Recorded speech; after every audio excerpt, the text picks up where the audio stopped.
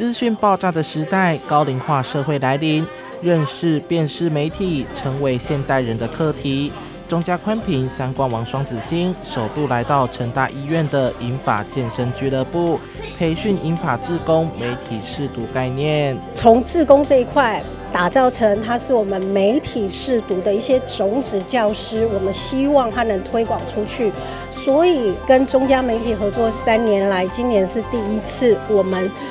把这个课程导入志工培训里面。课堂中除了提到要用不同的角度判断讯息真假，不要被牵着鼻子走，同时也介绍最新科技 Deepfake 深伪技术，教长辈判读 AI 影像的方法，也呼吁手机内的赖投资群组不要轻易相信。今天上了这个课，我觉得收获蛮多的，真的让我知道说我以后收到的讯息要先到哪里去查证。平常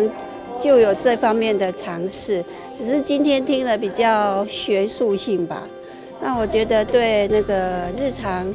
的生活会有很大的改善。课后更加码随堂测验，将医疗讯息传到群组，让银发志工利用讯息查证平台辨别真假，同时配合中嘉宽屏所推出的你搞懂了没线上小游戏，让长辈们加深印象。你搞懂了没的媒体识读小游戏，那里面有非常多跟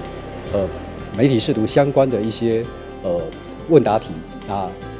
内容都非常的有趣，也非常的简单啊。如果各位观众有兴趣的话呢，可以到我们的中嘉新闻网。这一次希望可以借由与中嘉集团的合作，就是一起来让社区的长辈更加了解媒体识读是什么。遇到这些讯息来源的时候呢，可以先警觉、查明跟证实。那希望未来就是可以减少这些被诈骗的机会发生。胜利之声广播公司和俊逸基金会也出动媒体识读讲师，担任志工协助课堂操作。台南在地媒体相互观摩，让乐听人接收新闻讯息时有正确判断能力。记者杨淑怀台南报道。